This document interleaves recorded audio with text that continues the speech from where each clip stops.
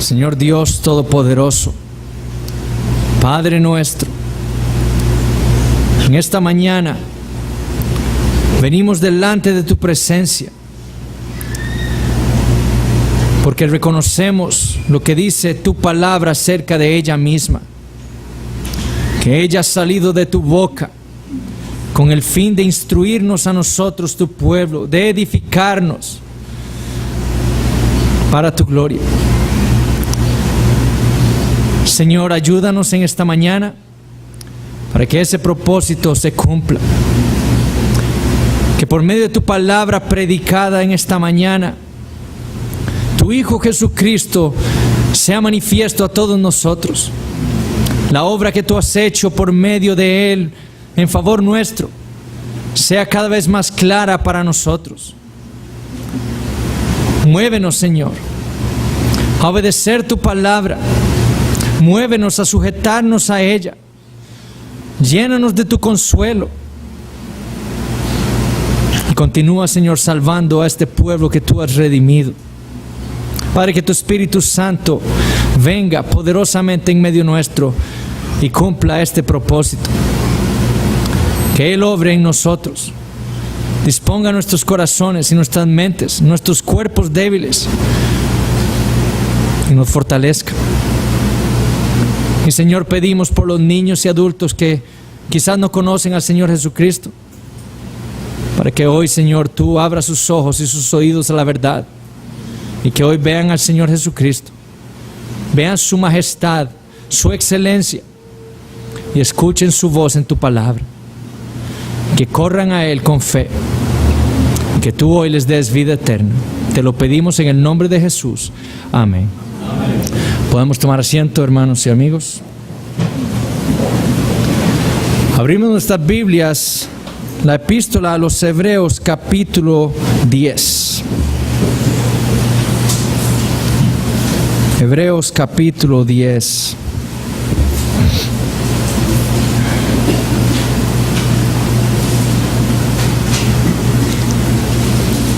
Vamos a empezar en el versículo 19.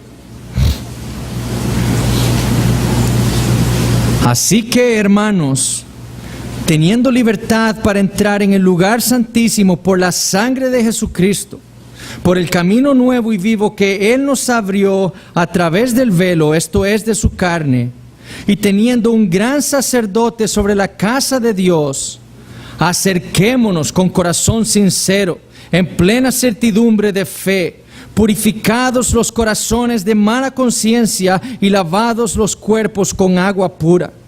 Mantengamos firme, sin fluctuar, la profesión de nuestra esperanza, porque fiel es el que prometió. Y considerémonos unos a otros para estimularnos al amor y a las buenas obras, no dejando de congregarnos como algunos tienen por costumbre, sino exhortándonos, y tanto más cuanto veis que aquel día se acerca. El autor de esta epístola ha concluido aquí la parte doctrinal de su sermón y ha iniciado en el versículo 19 con sus aplicaciones. Recordemos que este libro, más que una epístola, debe ser vista como un sermón que un autor desconocido para nosotros, pero que inspirado por el Espíritu Santo le escribió a una iglesia conformada por creyentes, en su mayoría que habían sido hebreos, judíos, en la ciudad de Roma en el primer siglo después de Cristo. Y hasta el versículo 18 del capítulo 10, el autor le ha demostrado a esta congregación por medio de la palabra de Dios, como hemos visto hasta el día de hoy, la superioridad del Señor Jesucristo y del nuevo pacto que hay en Él. Ciertamente han habido aplicaciones prácticas en los capítulos previos. Una de ellas la tenemos, por ejemplo, en el capítulo 4, versículos 14 al 16, en donde después de haberles demostrado a estos creyentes el reposo que Cristo les ha dado a ellos por fe, Él les dice esto en el versículo 14: por tanto, teniendo un gran sumo sacerdote que traspasó los cielos, Jesús el Hijo de Dios. ¿Cuál es la aplicación? Sabiendo esa verdad, retengamos nuestra profesión, porque no tenemos un sumo sacerdote que no pueda compadecerse de nuestras debilidades, sino uno que fue tentado en todo según nuestra semejanza, pero sin pecado.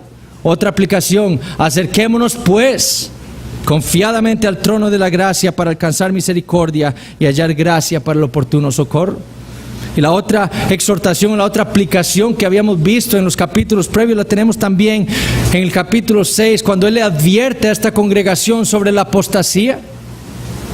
Y el autor le dijo a esta congregación que su deseo para con ellos era que ellos no se hicieran como los apóstatas, tardos para oír la palabra, perezosos, sino les dijo en el capítulo 6, imitadores de aquellos que por la fe y la paciencia heredan las promesas. No sean como los apóstatas, perezosos para escuchar la palabra de Dios, sino más bien imiten a los demás creyentes.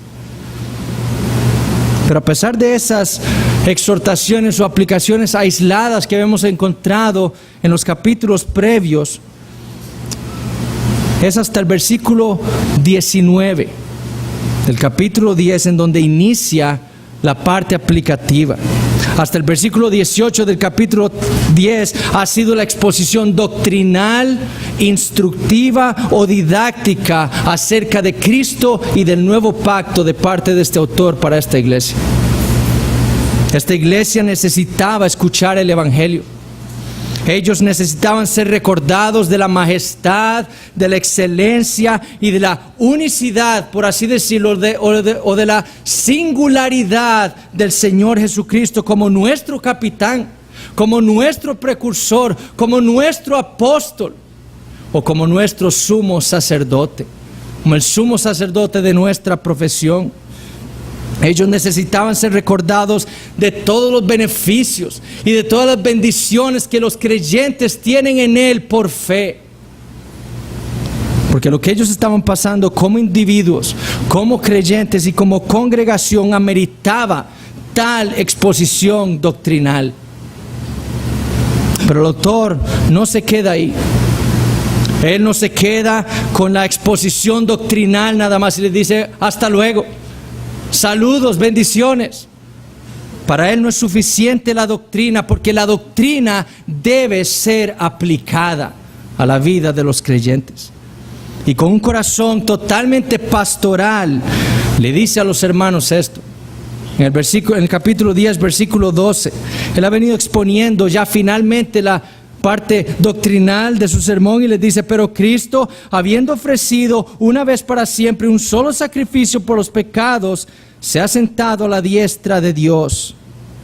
De ahí en adelante esperando hasta que sus enemigos sean puestos por estrado de sus pies, porque con una sola ofrenda hizo perfectos para siempre a los que están siendo santificados. En nuestra versión dice los santificados.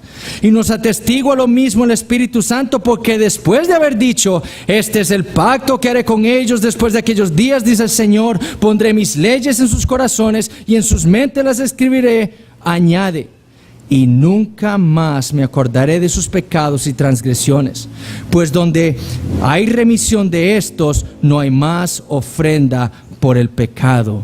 Así que, y con esa palabra, así que, es que el autor introduce esta parte final de su sermón.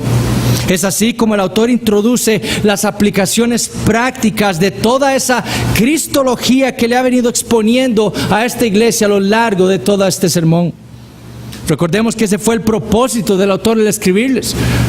Recordamos lo que le dijo en el capítulo 3, eso ya lo habíamos leído. Él les dice en el capítulo 13, versículo 22: os ruego, hermanos, que soportéis la palabra de exhortación. Esto que Él les ha enviado por medio de una carta. Este sermón es una exhortación para estos hermanos. Su meta, el propósito del autor al escribirle, era exhortarlos, motivarlos a practicar una vida cristiana a la luz de la verdad del evangelio que Él les ha expuesto en la primera mitad de su sermón. Y a partir del versículo 19, como dije, es que Él se va a dedicar a exhortar, a motivar, a ilustrar y a aplicar esa doctrina, para que estos cristianos entiendan cómo es que se debe vivir la vida cristiana a la luz del evangelio. Sin embargo, con el propósito de que nosotros podamos entender lo que el Espíritu Santo tiene para nosotros en esta epístola, y con el propósito de que podamos entender lo que Dios le exige a todo cristiano, debemos de detenernos y estudiar primero esa palabra con la que el autor introduce esta porción de Hebreos. Así que, y con esa intención el sermón lo voy a dividir en 3 puntos.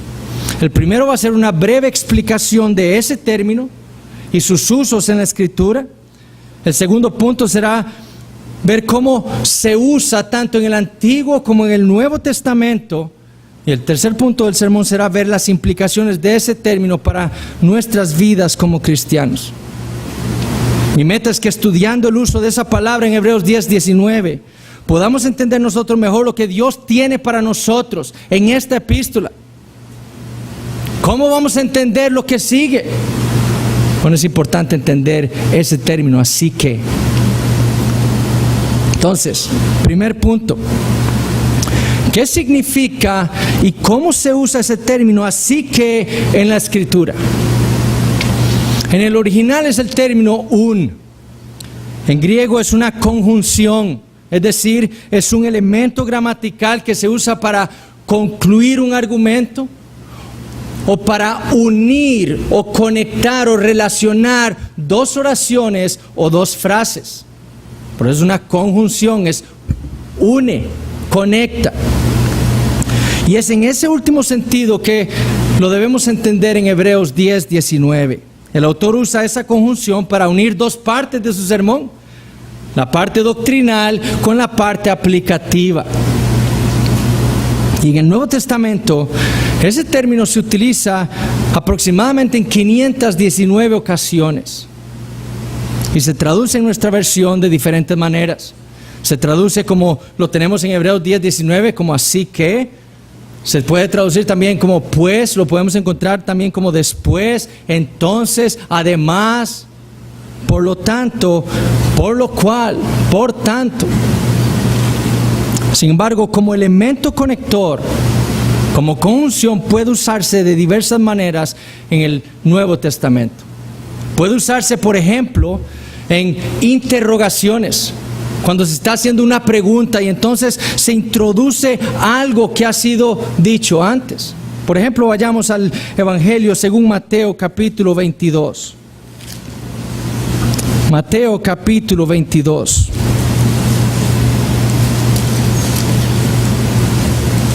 En el versículo 28. Los saduceos están haciéndole una pregunta al Señor Jesucristo. Y ellos utilizan ese término en griego para introducirle al Señor una pregunta con respecto a una mujer que ha tenido por esposo a 7 hermanos. Y ellos le dicen al Señor, en la resurrección, pues, ahí está la conjunción, introduciendo algo que ha sido dicho antes. ¿De cuál de los 7 será ella mujer, ya que todos la tuvieron? Ese es uno de los usos en el Nuevo Testamento, para introducir un pensamiento que ha sido dicho antes en una pregunta. Segunda manera de usarse en el Nuevo Testamento, para reiniciar un pensamiento que había sido interrumpido. Por ejemplo, en Marcos capítulo 3. En Marcos capítulo 3 tenemos un ejemplo de este uso. A partir del versículo 13, Marcos nos habla acerca de la elección de los 12 apóstoles. Y en el versículo 19, Marcos dice que Jesús y los 12 apóstoles vinieron a una casa. Y de pronto Marcos interrumpe su pensamiento y trae a su narrativa algo que ocurre. La gente se agolpa afuera de la casa. Y después narra el hecho de la discusión entre Jesús y los escribas con respecto, cuando ellos le acusan a Jesús de que él echa fuera demonios por Belcebú. Pero después en Marcos 3:31, Marcos reinicia el pensamiento que había dejado en Marcos 3:19, dejando a Jesús en esa casa, y dice, Vienen después, ahí está la conjunción, vienen después sus hermanos y su madre, quedándose afuera ¿de dónde? De la casa de la que habló en el versículo 19, y enviaron a llamarle. Entonces, el otro uso en el Nuevo Testamento también es para resumir una idea. Tercer uso, para resumir una idea. Un ejemplo es Juan 20. En Juan 20, versículo 30, el apóstol Juan usa ese término para resumir los milagros del Señor. Y él dice, hizo además, ahí está la conjunción, hizo además Jesús muchas otras señales en presencia de sus discípulos, las cuales no están escritas en este libro. Entonces, para resumir algo, es usada también. Pero principalmente este término, esa conjunción, se utiliza en el Nuevo Testamento en exhortaciones para mostrar lo que se debe hacer a la luz de lo que se ha expuesto con anterioridad. En exhortaciones para mostrar lo que la audiencia debe hacer a la luz de lo que ha sido expuesto con anterioridad. Un ejemplo lo tenemos en Mateo capítulo 3, versículo 8. Cuando leemos que Juan el Bautista, él se dirige a los fariseos, ellos están ahí cuando Juan está bautizando. Juan probablemente les ha hablado de esa ira venidera y ha llamado a todos los judíos a que se bauticen para arrepentimiento. Y los fariseos están ahí. Y en el versículo 7 al final, Juan les dice, ¿quién os enseñó a huir de la ira venidera? Y les dice en el versículo 8, haced pues, ahí está la conjunción, frutos dignos de arrepentimiento. Si la ira de Dios viene, lo que los fariseos debían hacer era arrepentirse de su maldad. Entonces, ese es el uso principal de esa conjunción, de ese término en el Nuevo Testamento. En exhortaciones para mostrar lo que las personas que están escuchando deben hacer con respecto a esa verdad que les ha sido declarada. Segundo punto, ya vimos el uso principal en el Nuevo Testamento. Ahora, segundo punto, ¿cómo se usa esa conjunción? Así que con ese sentido, es decir, en exhortaciones para mostrar lo que la audiencia debe hacer a la luz de la verdad que les ha sido mostrada en la Biblia. ¿Cómo se usa esa conjunción en la Biblia?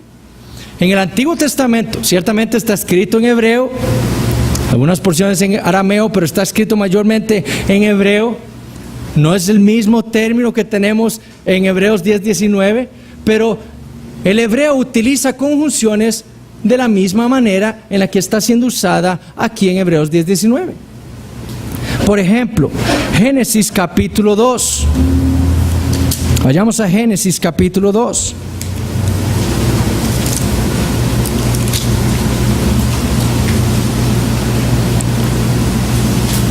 En los versículos 21 y 22 leemos lo siguiente. Entonces Jehová Dios hizo caer sueño profundo sobre Adán, y mientras éste dormía, tomó una de sus costillas y cerró la carne en su lugar. Y de la costilla que Jehová Dios tomó del hombre, hizo una mujer y la trajo al hombre. Es decir, Dios le estaba mostrando una verdad a Adán. Él había tomado un pedazo de carne de su costado y había creado a una mujer, y se la había traído a él como un regalo. Ahora noten el versículo 23 cómo Adán entiende lo que ha sucedido. Dice versículo 23, dijo entonces Adán, esto es ahora hueso de mis huesos y carne de mi carne, esta será llamada varona porque del varón fue tomada.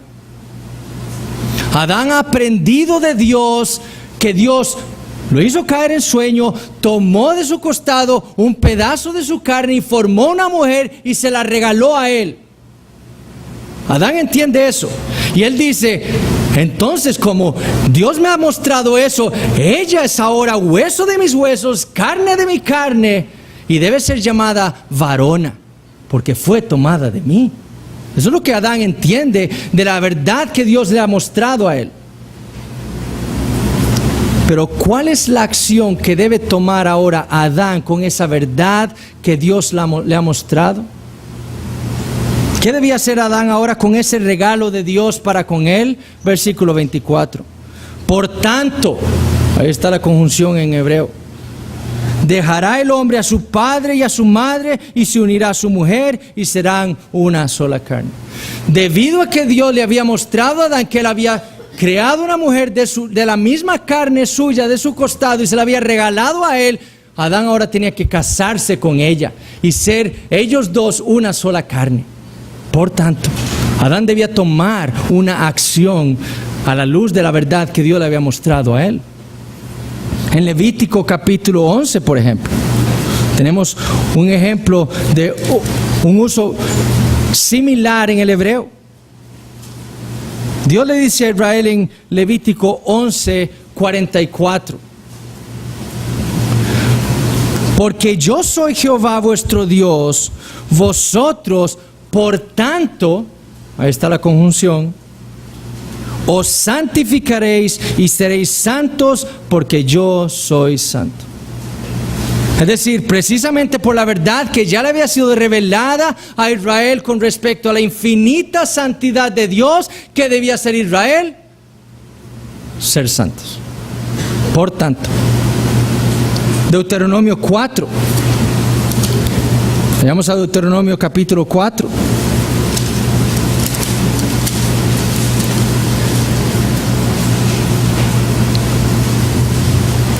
Deuteronomio 4, versículo 1, tenemos otro ejemplo de un uso similar en el hebreo.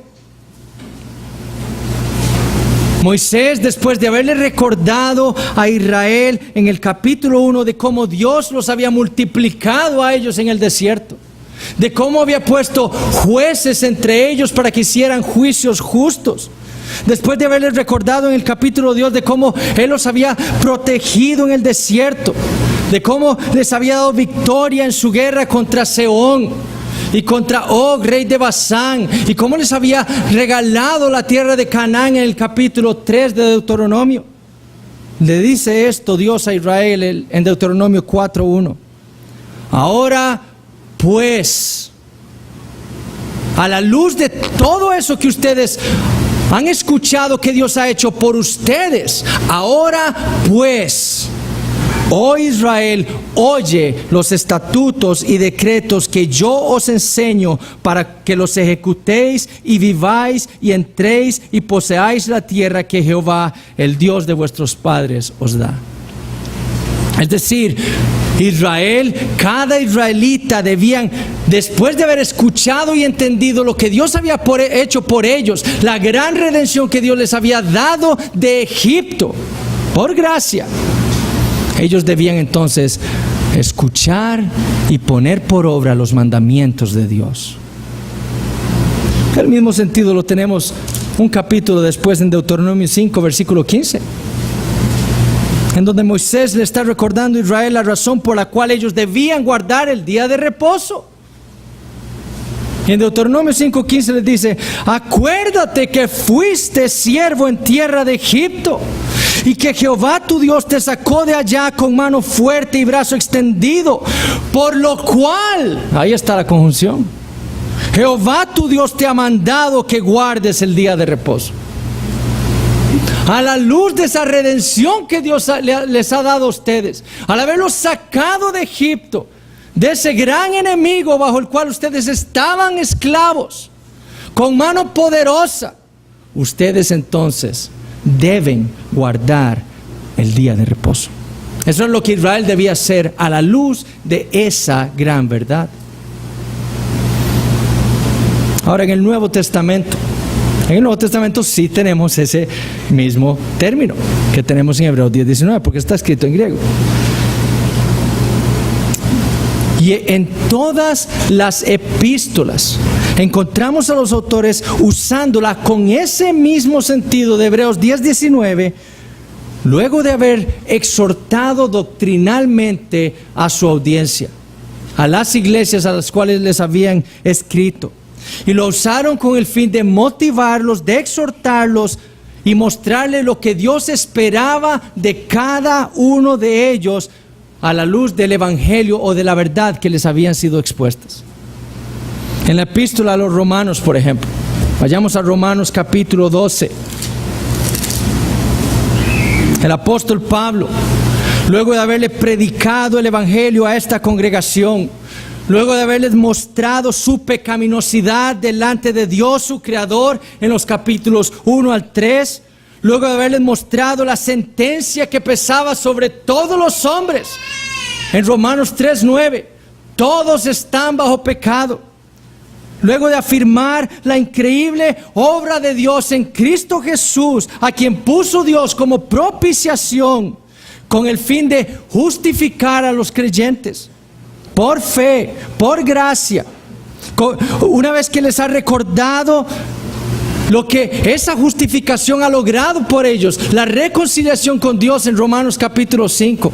Luego de haberles recordado que por esa justificación, por estar unidos por la fe a Cristo, ellos han muerto al pecado y han resucitado con Cristo a vida nueva en el capítulo 6. Luego de haberles dicho en Romanos 7 al 8 que ellos, por causa de esa unión con Cristo y por el Espíritu Santo que han recibido como creyentes, ellos ahora mortifican el pecado y su carne, luchan contra su pecado.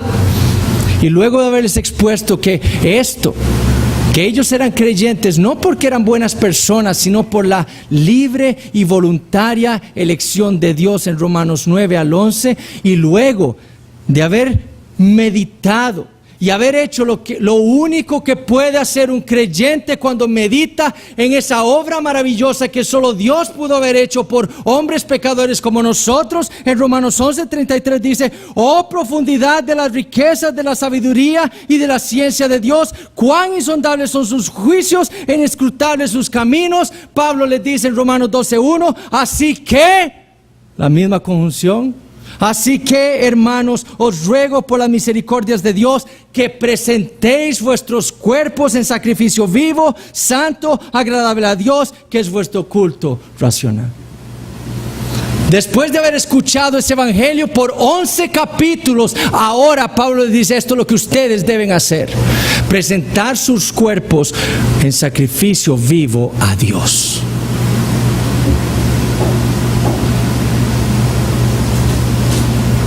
Lo mismo hace Pablo cuando le escribe a la iglesia en Éfeso.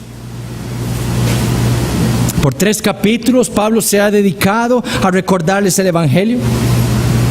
Él les dijo que Dios los había escogido a ellos en la eternidad por gracia, con el propósito de hacerlos a ellos santos y sin mancha.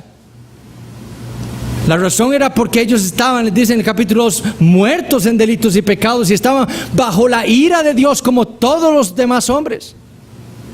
Pero Dios por gracia los rescató y les dio vida con Cristo y los salvó de esa ira. Y los trajo a la iglesia, la cual estaba compuesta no solo de gentiles, sino también de judíos. Porque Dios en Cristo había derribado todo lo que separaba a judíos y a gentiles y los había hecho un solo y nuevo hombre. Y los había traído a la iglesia, a ese edificio en construcción que Dios estaba edificando. Y los trajo a la iglesia, ¿para qué? Para que por medio de la iglesia Dios, como dice en el capítulo 3, manifestara su gloria a todo el universo. ¿Y qué les dice en Efesios capítulo 4? En Efesios capítulo 4, Pablo exhorta a estos hermanos y les dice: yo pues, o así que, yo preso en el Señor, os ruego que andéis como es digno de la vocación con que fuisteis llamados. Y a partir del capítulo 4 inicia con lo que debe caracterizar la vida de aquel que ha entendido el evangelio.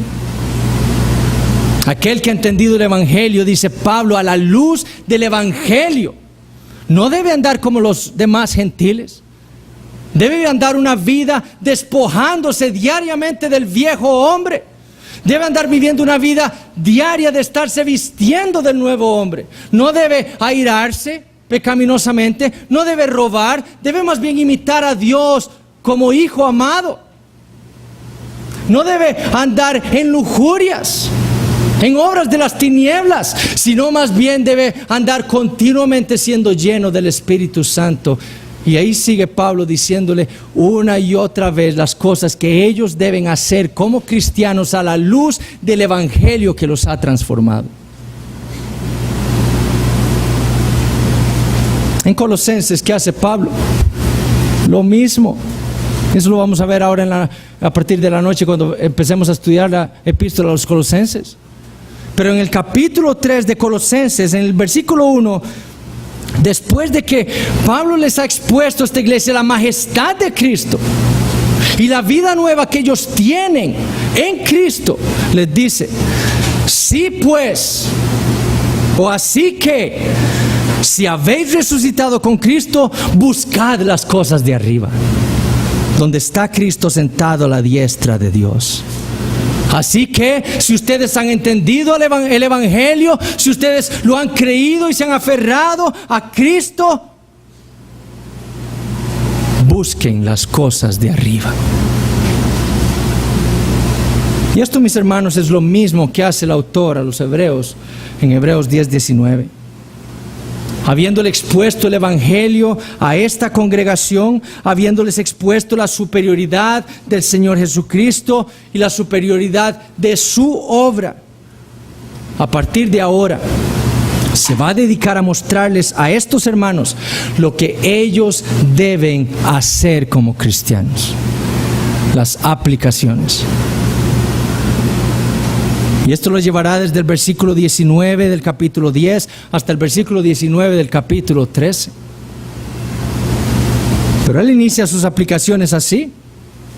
Él les ha expuesto el Evangelio. ¿Y qué acabamos de leer?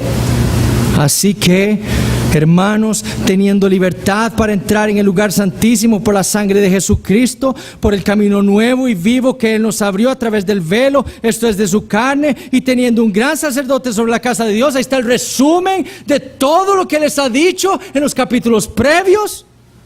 Acerquémonos con corazón sincero, en plena certidumbre de fe, purificados los corazones de mala conciencia y lavados los cuerpos con agua pura. Mantengamos firme, sin fluctuar, la profesión de nuestra esperanza, porque fiel es el que prometió.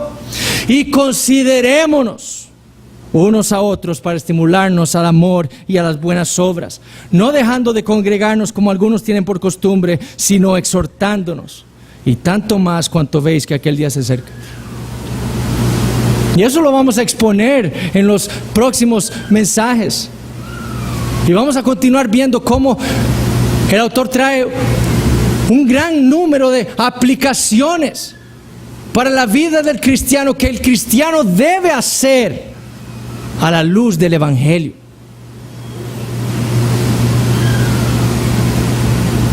Tercer punto: ¿cuáles son las implicaciones de ese término? Así que para nuestras vidas como creyentes.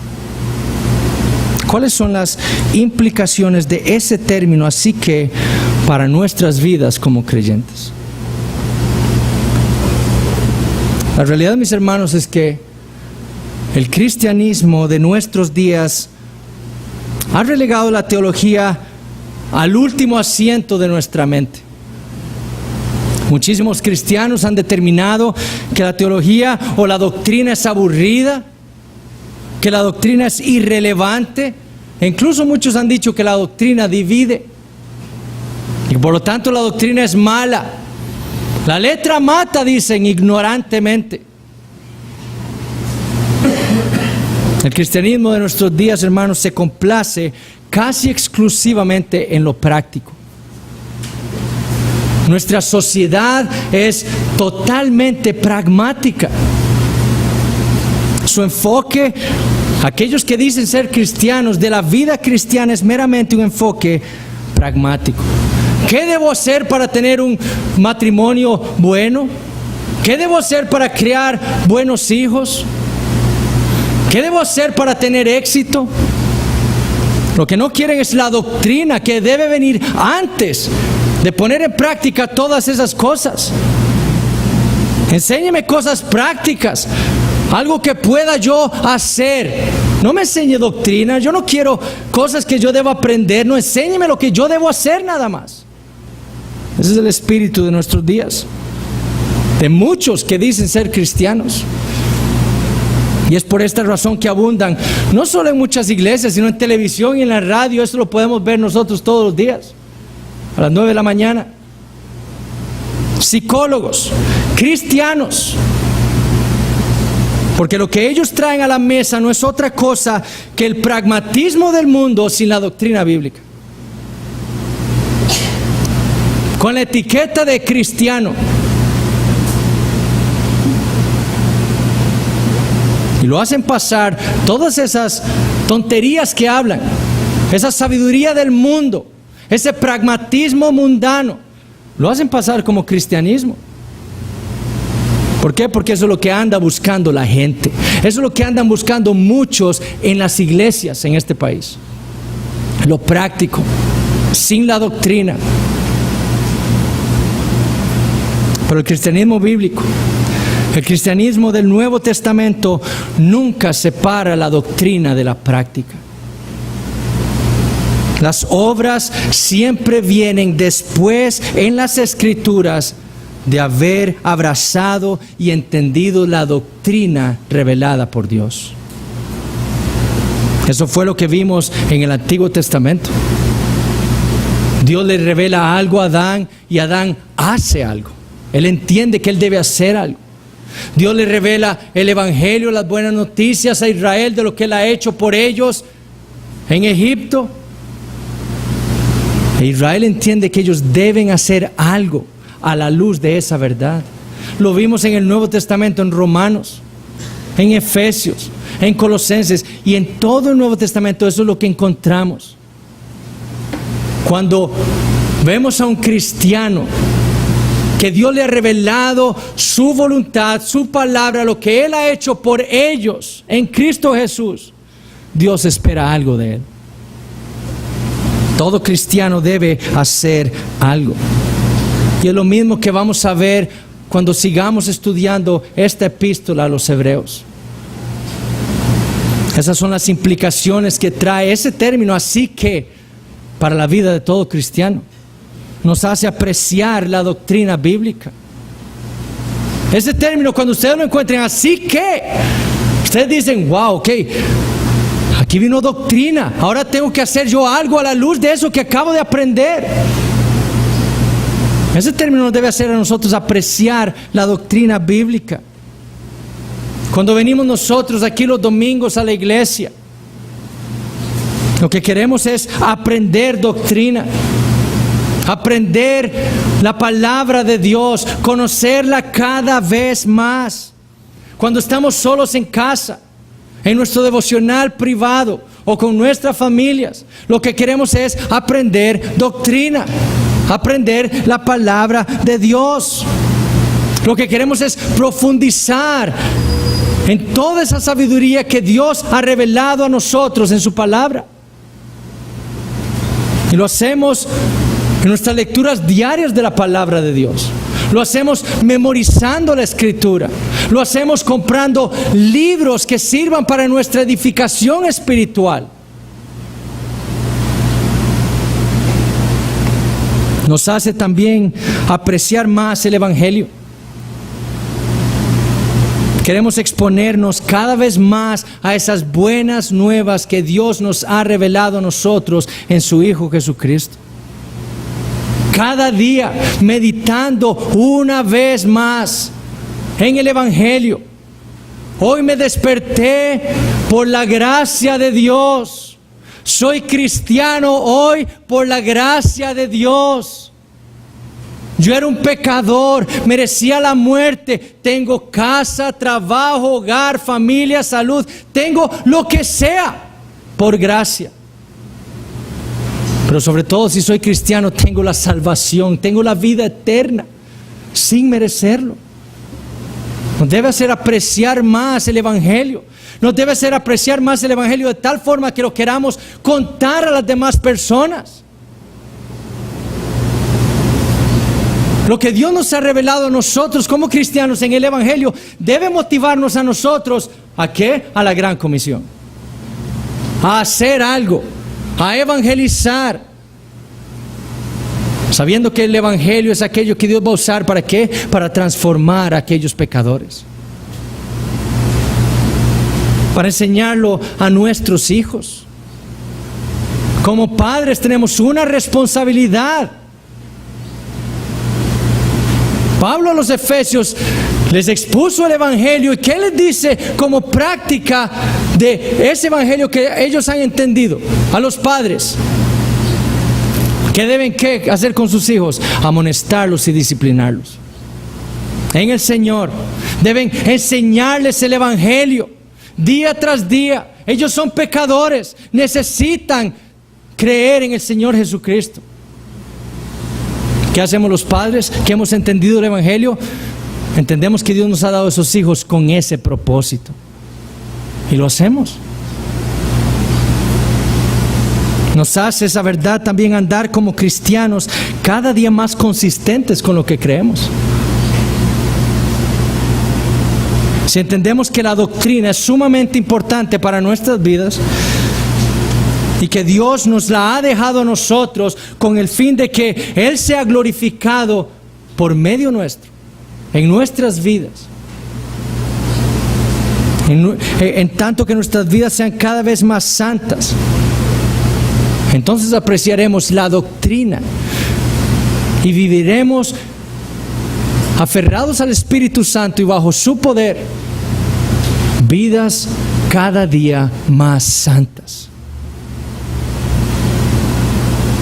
Pedro le dijo a las iglesias en la primera epístola: así que ninguno de vosotros padezca como homicida, o ladrón, o malhechor, o por entremeterse en lo ajeno. Si usted dice ser cristiano y usted está padeciendo porque es un malhechor, usted está viviendo una vida inconsistente con lo que usted dice creer. Está bien que padezca así. Si usted dice ser cristiano y padece como ladrón, está viviendo una vida inconsistente con lo que usted dice creer. Pero Pedro les dice: pero si alguno padece como cristiano, es decir, no robando, no matando o asesinando, no siendo un malhechor, sino viviendo una vida consistente con lo que cree, no se avergüence, sino que glorifique a Dios por ello. La doctrina nos llevará a nosotros, entender el evangelio nos llevará a nosotros como cristianos a vivir vidas más consistentes con lo que creemos.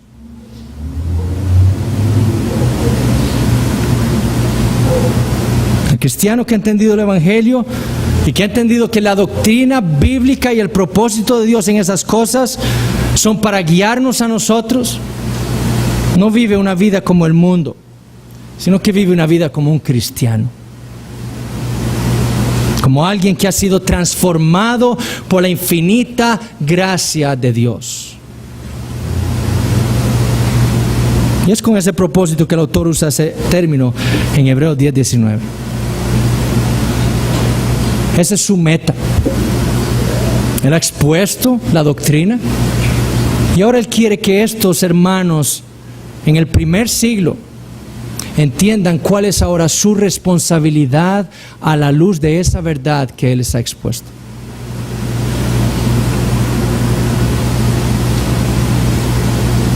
Él tiene muy claro, el autor, que el cristiano no se detiene en la doctrina. Eso Él lo tiene muy claro, como lo vemos a partir de Hebreos 10:19.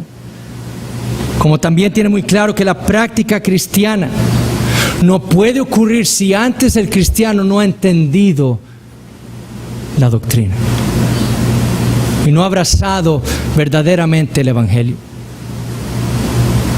Para el autor de los Hebreos y como para toda la Biblia, la doctrina y particularmente, como les he dicho, el evangelio es el combustible del cristiano para vivir una vida como es digno del llamamiento con que fuimos llamados. La doctrina es el combustible para vivir una vida cristiana. Y es necesario. Sin la doctrina bíblica, que ahora hasta tenemos que aclarar eso. Sin la doctrina bíblica, la vida cristiana no se puede vivir. Sin la doctrina bíblica, el creyente no tiene esa brújula que necesita para saber cómo debe vivir la vida cristiana. Es por eso que es tan necesario profundizar en la Biblia. Por ello es tan importante no ser como los apóstatas aquí en el primer siglo en esta iglesia, que se habían hecho tardos para oír, perezosos para oír la palabra de Dios, y iban los domingos a la iglesia y se sentaban ahí, pretendían escuchar, pero no estaban haciendo, a ellos no les importaba lo que estaban escuchando. Y al final, ¿qué pasó? Se demostró lo que realmente eran: falsos cristianos. Y al final apostataron y rechazaron el evangelio, rechazaron a Cristo y dijeron: Cristo no sirve de nada.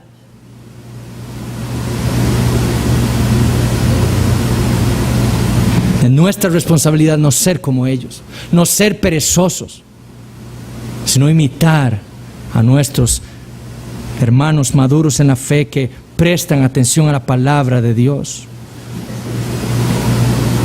Ahora, para terminar, y sé que esto es muy raro que termine un sermón tan pronto, pero para terminar tengo 3 preguntas que hacerles. ¿Cómo venimos nosotros a exponernos a la Escritura? ¿Cuál es nuestro anhelo cuando venimos aquí cada domingo, cuando nos metemos en nuestra oficina o en nuestro cuarto a estudiar la palabra? ¿Realmente creemos que Dios nos habla por medio de ella? ¿Realmente creemos que la Biblia es la palabra que salió de la boca de Dios o no? Porque me temo, hermanos, que lo mismo que pasó en la iglesia de Spurgeon en el siglo XIX puede ocurrir aquí en medio nuestro. Y quizás está ocurriendo en medio nuestro. Spurgeon le dijo esto a su congregación en el siglo XIX: me temo que en la portada de sus Biblias hay tanto polvo como para escribir condenación con el dedo.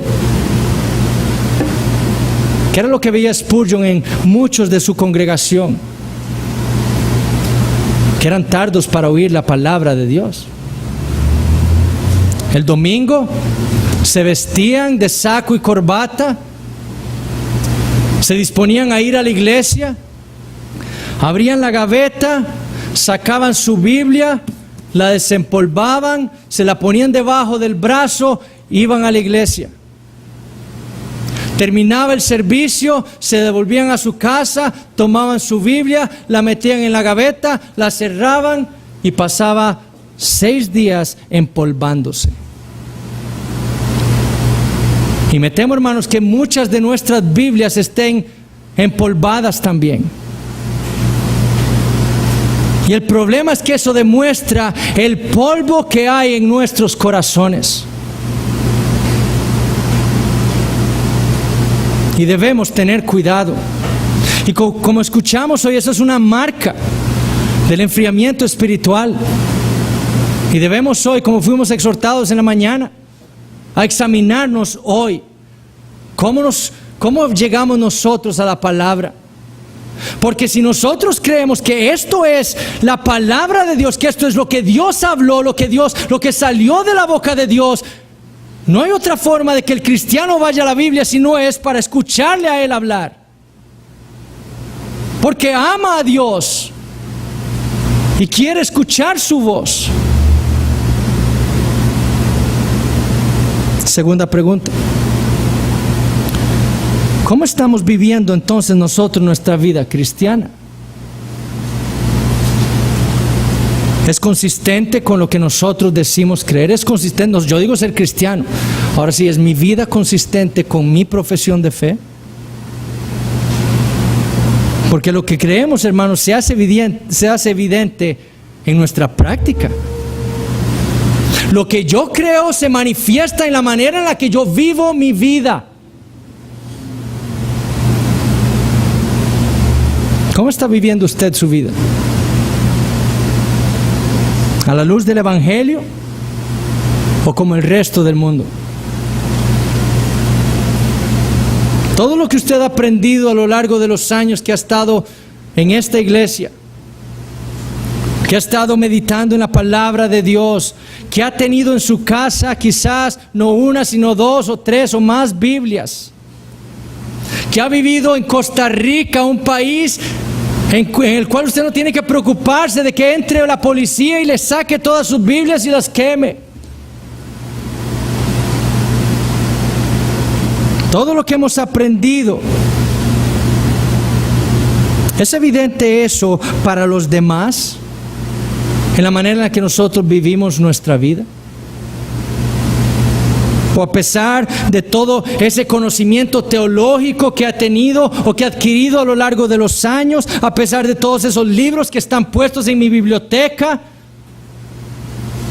sigo viviendo igual que el mundo. Sigo hablando igual que el mundo. Sigo usando el mismo vocabulario del mundo. Sigo vistiendo igual que el mundo. Sigo riéndome con las mismas porquerías que se ríe el mundo. Sigo viendo lo mismo en la televisión que ve el mundo. Porque si la doctrina que usted ha adquirido no ha transformado toda su vida, entonces tenga cuidado.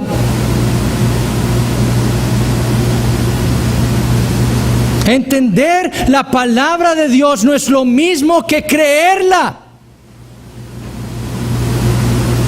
Los judíos se sabían de memoria el Antiguo Testamento y rechazaron a Cristo. No lo vieron a Él en el Antiguo Testamento. No le creyeron a la palabra de Dios. Usted puede saberse la Biblia de memoria y ser un impío en su corazón. Quizás no externamente, sentado aquí entre nosotros, pero en su corazón sí. La doctrina sin fe no sirve de nada. La evidencia de que usted entiende el Evangelio verdaderamente es que usted ha creído. Y la evidencia de que usted ha creído el Evangelio se nota en una vida transformada. Así es. Si usted no tiene una vida transformada y tiene conocimiento doctrinal, eso no le sirve a usted de nada. De nada. La doctrina sirve cuando usted la ha creído y la ha abrazado con todo su ser. ¿Por qué? Porque usted ha sido transformado antes por el Espíritu Santo.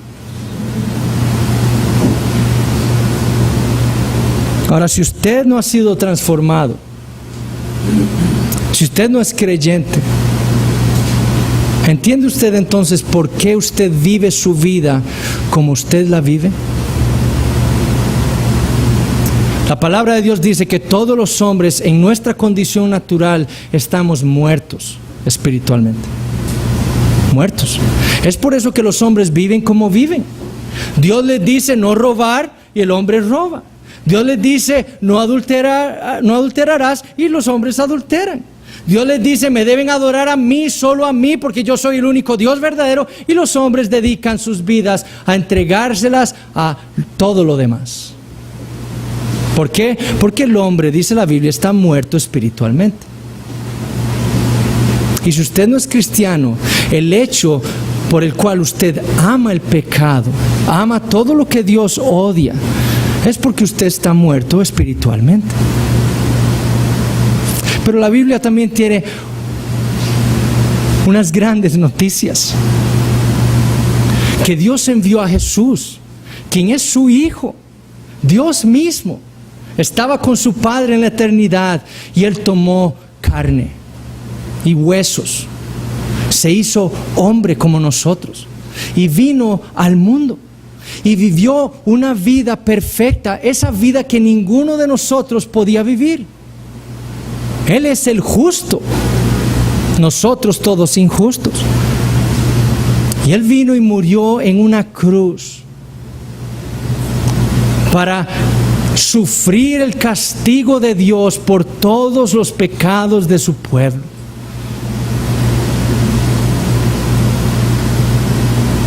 Ninguno de los creyentes, ninguno de los que son el pueblo de Dios sufrirá jamás la ira de Dios. ¿Por qué? Porque esa fue pagada en Cristo.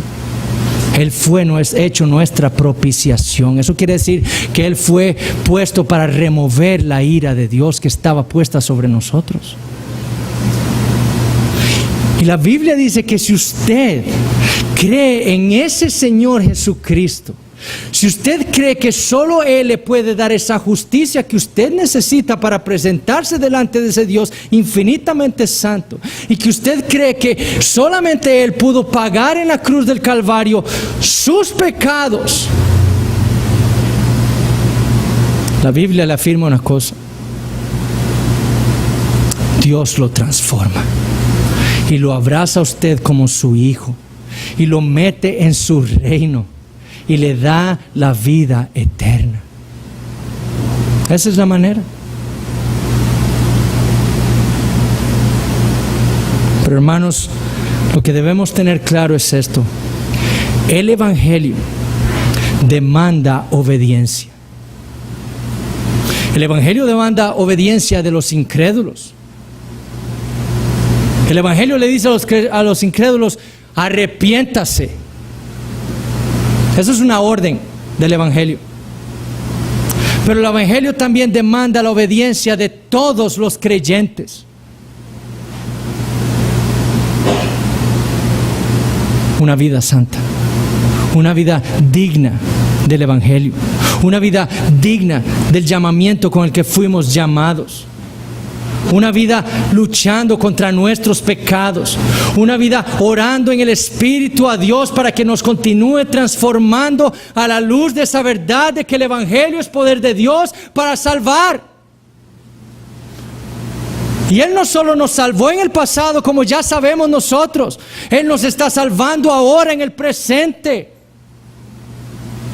Y por eso es tan necesario meditar en la doctrina, meditar en el Evangelio, porque eso es el poder de Dios para continuar salvándonos a nosotros los cristianos, para que podamos vivir vidas cada vez más consistentes con nuestra profesión, dejando al mundo y siguiendo a Cristo. Amén. Oremos. Señor Dios Todopoderoso, te damos gracias por tu palabra. Gracias, Señor, por un simple término como un en el griego. Una simple conjunción que nos muestra tantas cosas para nosotros como cristianos.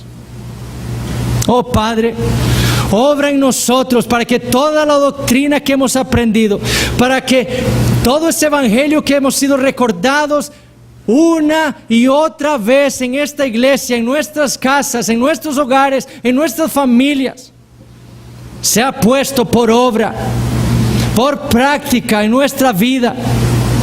Oh Señor, ayúdanos a vivir vidas cristianas, vidas que sirvan para que tú seas glorificado.